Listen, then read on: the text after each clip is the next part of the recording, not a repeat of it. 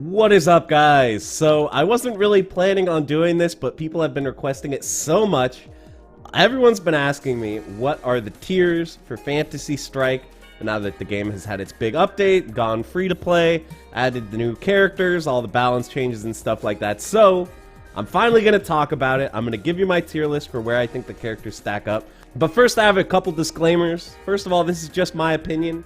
This is how I feel about the game. I'm not the best Fantasy Strike player. I'm far from it. I'm just a guy who makes YouTube videos. This is how I feel about where the game is right now. Second, don't stress too much if I say that your favorite character is low tier. Don't be like, oh crap, I gotta drop this character, but they're the only character I like playing. Don't worry about it. If I say that, you know, so-and-so has a good matchup against this guy, that really only applies if the two players are at the same level of skill and they're playing the characters to kind of their max potential. 99% of the time, if you lose to someone in ranked, it's probably because they're just a better player than you. You have to just get better. Don't assume it's the character's fault. Don't take it too seriously. So I guess that's about it for just warning you guys. I don't want to get a bunch of angry comments on this video. Just keep in mind, it's my opinion. You don't have to worry too much about what I say. This is just for fun and to get a conversation started so that we can discuss this more in depth and compare the characters. So we're going to start out with S tier, and we're going to work our way down to B tier. First off, I currently think the strongest character in Fantasy Strike is Setsuki. She's my pick for #1 in the game. For a few reasons. First of all, she's extremely damaging. She outputs damage better than almost any other character. She's got some really great normals. Her back A is especially really good, as well as obviously her dive kicks are really good. She's got great mix-up. She can be hard to block. She's got those command throws she can mix in. And her punish game is incredible. I mean, like I said, her damage is really good right off the bat, but also you can like punish jump back from really far away with her B. She can punish fireballs really well. So she's just an offensive monster with great neutral, and she kills you really fast. Her only downside really is that she only has 5 HP, and she has literally no invincibility. She has no reversal that she can use to get people off her, so she can die when she gets knocked down, but I just feel like she's so strong in every other aspect that it doesn't really matter that much. Next up in S tier, I'm going to go ahead and throw Grave, you know, kind of the Ryu of this game, but he's got a lot of really good stuff going for him. He's got an incredibly good fireball, perhaps the best fireball in the game. Just the speeds that he can throw this at, it's crazy, especially when combined with wind. His wind attack is pretty abusable. I mean, it is on a timer, but you should pretty much be using this thing whenever it's off cooldown, because it's really hard for a lot of characters to deal with, and it makes his already really good fireball even more amazing. And yeah, like, his C is not the best reversal in the game. In fact, his C is a little bit janky, but it really helps in a lot of matchups. Like, you know, Setsuki can't really mix him up with her B attack because he can just use C to get his way out of it. That combined with some of his really good normals, his mix-up with jumping B, he can be a great character both on offense and defense, and I think overall he has a ton of winning matchups, so that's why I'm throwing him up here in S tier. Next after Grave is going to be Jaina. So Jaina, she has really strong fireball patterns. She can be really hard to get in on, and her air super is pretty ridiculous for putting up a wall, getting a lot of chip damage, making it hard for the opponent to get in. She's got maybe the second best meterless reversal in the game with her DP. Like, yeah, it damages you, for one, when you do it, but it doesn't really matter that much. I mean, it's so invincible, it's got a massive hitbox, and when it hits, you basically put the opponent at the optimal part of the screen where you want them to be as Jaina, which is full screen. So she just lands one DP, and then the opponent is probably going to take a bunch of damage, having to walk all the way back in just to get DP'd and sent full screen again. So she can be very hard to get in on, and her rushdown is not that bad either. Like, her dive kick can be really hard for some characters to deal with.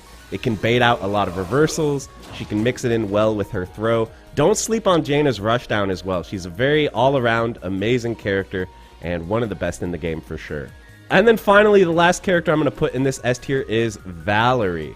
So, similar to Setsuki, one of Valerie's biggest strengths is just how fast she can chew through a life bar. She can just destroy your life bar in 2 seconds flat, with her big damage combos and her really fast and hard to see mix-ups. Her normals and hitboxes are actually pretty crazy as well. Like, I just feel like this character can't really be counterpoked in any meaningful way because she just has these gigantic hitboxes that completely punish the opponent for sticking out anything, trying to whiff punish like a 5A or something. It's not going to work. She also has really, really strong supers. Her air super lets her do some ridiculous mix-ups when she gets a knockdown. And her ground super, you know, it's whatever. It's 1 point of damage, but it is invincible. Keep in mind, Satsuki has 0 invincible moves. At least Valerie has an invincible move, even though it does require meter. So that's one advantage she does have over Satsuki. And generally, I just feel like both rushdown characters are very well equipped to deal with most of the cast. They have really good matchups across the board for the most part. So Valerie is going to close out this S tier with her big damage, big normals, really hard to deal with character for a lot of matchups. Next up, we're moving into A tier. So if the S tier characters were characters who pretty much have good matchups across the board or very, very few bad matchups, I would say the A tier characters, you know, they are pretty even with most of the cast.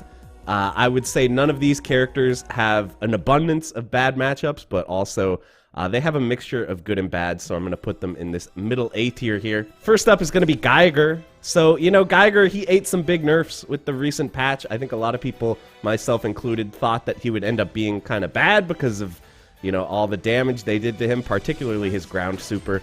But it turns out he's still very good. He does have probably the best meterless reversal in the game. Well, probably, I think, without a doubt, I think it's the best meterless reversal. Like, yes, it has the downside that you can't walk forward and then use it, but other than that, this thing's, like, perfect. It's so fast. It beats everything. You can use it to get out of all kinds of mix-ups.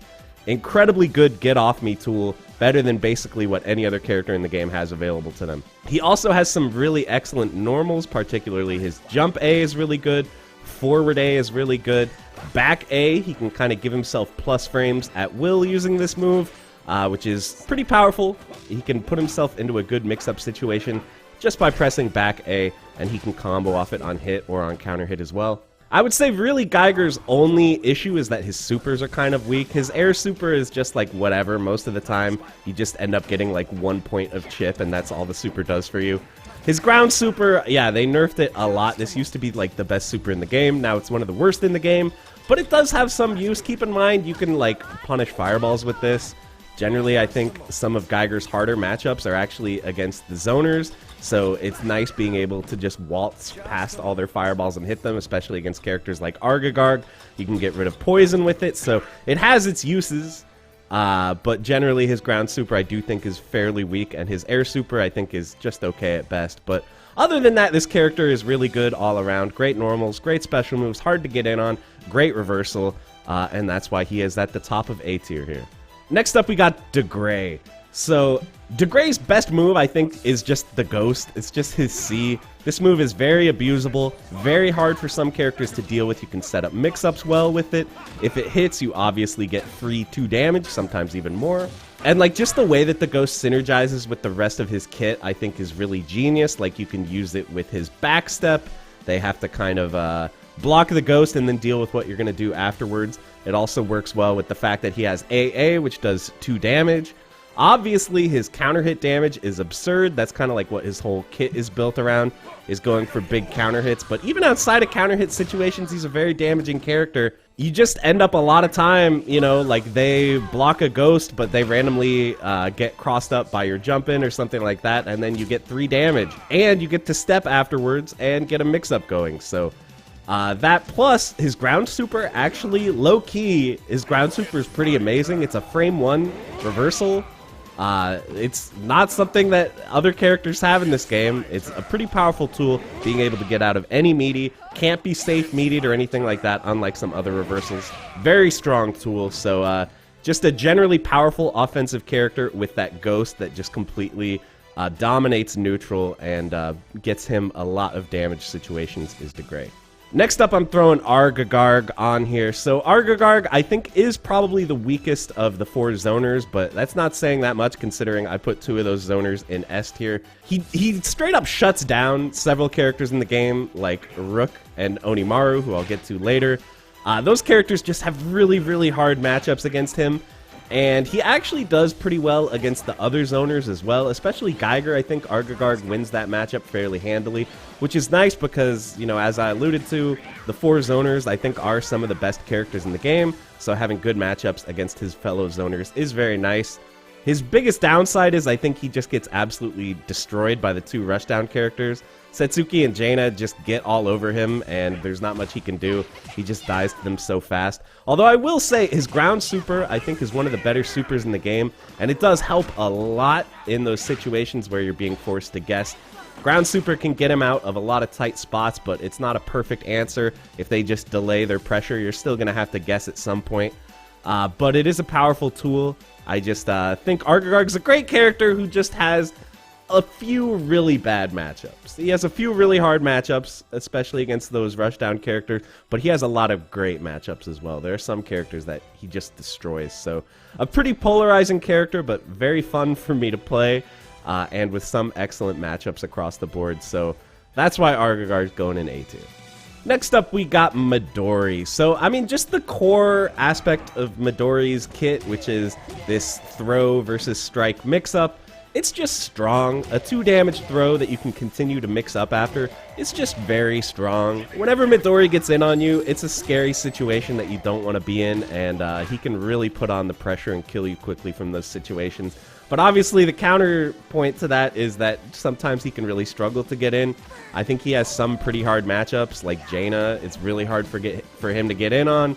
Argagarg, I think, does very well against him as well. So he can sort of struggle when he's at that half screen and further. It can be tough to get in. A lot of his options are pretty easy to punish. But of course, let's not forget that his Dragon Super is one of the best supers in the game. Just the activation freeze of this super is very useful. It can help him get past fireballs, which is something I mentioned in my last Fantasy Strike video. And once he's in this Dragon mode, he's just a force to be reckoned with. So very scary when he has super up. But a lot of his matchups can be a struggle when he doesn't have super up. And keep in mind, he can't use his counter against projectiles, so it can make it hard to grind out super against zoner characters the way he can against some other characters. So I think he's a good character with some hard matchups. I wouldn't be dissuaded from playing him because of that. I think he can definitely still hang with most of the cast, but sometimes it's a little bit hard when you don't have that dragon available. It can be pretty tough against some characters, but overall I think a very strong character. Next up, we have Quince. So I think most people, when the game was brand new, or when Quince was brand new, that is, they had the tendency to overrate him. I think he feels very strong if you don't know what he's doing. Like, his moves are very confusing to look at. It's hard to know, you know, what mix-up he's going for and stuff like that. But some of it is a little bit fake. You can jump out of a lot of his pressure, although he does have some really legit mix-ups. Like, he can set up plus frame situations very effectively for himself once he's already kind of winning neutral. That can be the struggle, right? It can be a little hard for him to get an advantageous situation out of nowhere, but once he does, he's really great. Both his supers, I think, are really good too, especially his air super. Like, you can hit it, counter hit, and then combo 2 more damage off of it. And then if that kills, you still have full super, because if you don't know, his air super, if it counter hits, you can combo off it, and you get a free meter if it counter hits. So that's kind of crazy. And you can land it and then go into ground super, set up the 2 truths. And 2 truths is honestly, like, really ridiculous. If you ever manage to land his ground super, you really should win that round. It's a really, really broken thing if you can actually land it. So these aspects of the character are very strong, but he does have some really major faults. Like, first of all, he just has no anti-air. Like, his only anti-air really is jump super, and that's, like, hard to do on reaction to stuff. You kind of have to make a read a lot of the time. And without that, he just has 0 anti-air. You can just jump on him all day. His jump A is a horrible air-to-air. It loses to, like, every character. And his defense is so trash. He has one of the worst reversals in the game. Like, it may as well not be a reversal because there's so much you can do against it. You can safe jump it. You can do a safe meaty, still have time to neutral jump it and punish it afterwards. Really, really trash reversal. But other than that, like, I feel like I've made the character sound really bad. I don't think he's bad. I think he's very, very good once he gets the momentum, but it can be a little bit hard for him to do that. And I think he has some of the worst defense in the game, and when he's getting rushed down, he can struggle. But when he takes the advantage, he can be really strong. He's just got that downside where it can be a little bit hard when the opponent has the advantage.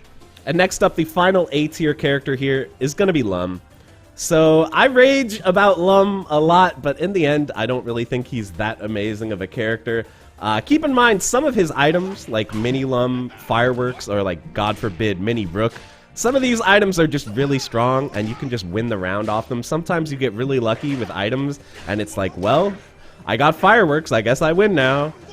So that can feel bad to lose to, but it feels pretty good when you're the Lum player. I can't lie about that. I think his cartwheel is an interesting move. It feels like in some matchups, his cartwheel is just so dominant. It's really hard for some characters to deal with, particularly Quince, I think is the biggest one that I'm thinking of here.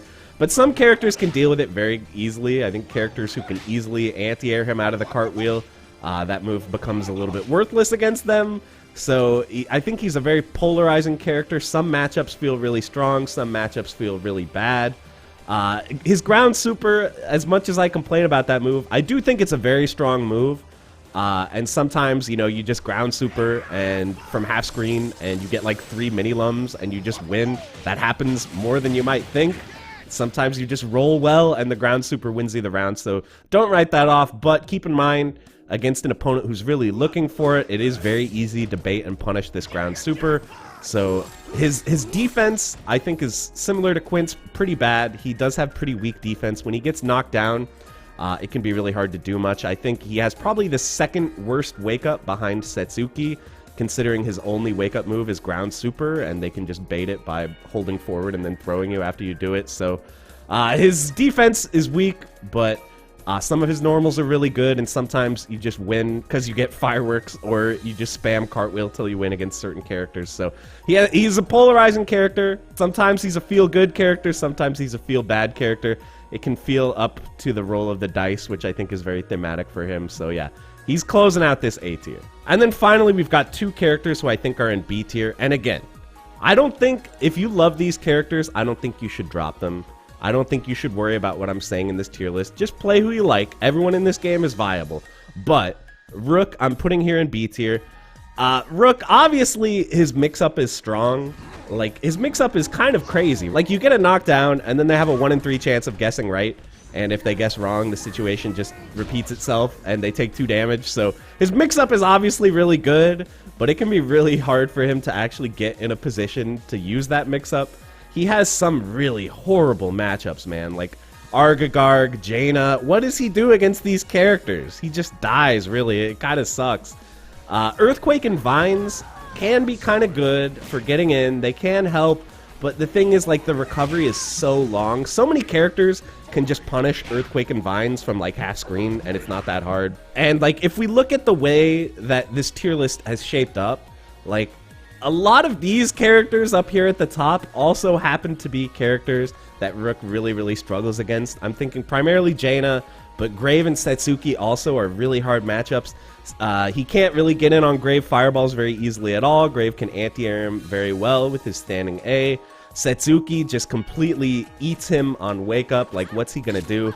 He tries to reversal with a command throw, and she just does like 4 damage to him and breaks the armor and kills him. So yeah, he has some really, really hard matchups. He has some good matchups too, but generally, I just think it's hard for him to get in. But keep in mind, when he does get in, he tends to win rounds just off getting in once, but he can be a real struggle character until that magic moment presents itself. And then finally, I don't know, I wonder if this is going to be controversial. I'm putting Onimaru last. The reason, on the one hand, I don't think it's controversial because almost every good player that I've talked to, or that I've seen tier opinions from, they have Onimaru listed as the worst character, which I think he is. But also, like, a lot of people online tend to think that Onimaru is overpowered. I really don't think he is. I think he's weak.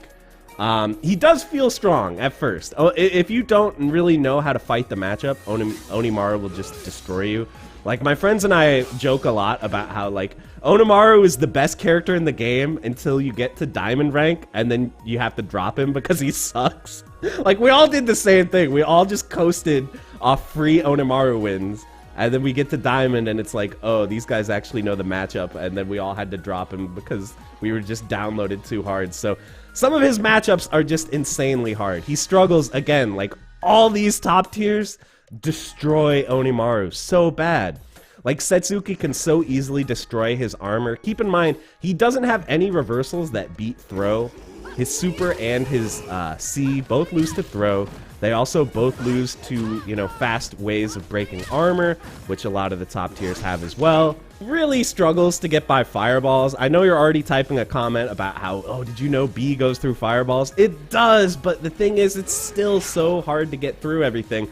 Even with his anti-fireball tools, most things that he does just leave him so open to punishment on whiff. It's really hard for him to get in, and when he gets knocked down, he just gets destroyed on Wake Up 2 because his reversals are so bad. So I consider Oni to be like the #1 struggle character in the game right now. I just think he kind of has bad matchups across the board. Not unwinnable matchups, but I just think in most matchups he struggles. So I know I'm going to get a lot of comments telling me that I'm a fool and that Onimaru is god tier. But guys, I'm just telling you, the more you fight this character, the more you start to feel his flaws, and he has some major ones. But again, I do think he's viable. I think everyone in the game is viable. It's just a question of, you know, some characters have to work a little bit harder, and I think Onimaru is the epitome of that. But that's enough talking about Oni. What do you guys think? I would love to hear what you guys have to say down in the comments. Am I completely off base? Am I on the right track? We'll have to wait and see. But thank you very much for watching. Let me know if you'd like more sort of analytical content like this in the future. And I'll see you in the next video. Thank you guys for watching, and I'll see you in the next one.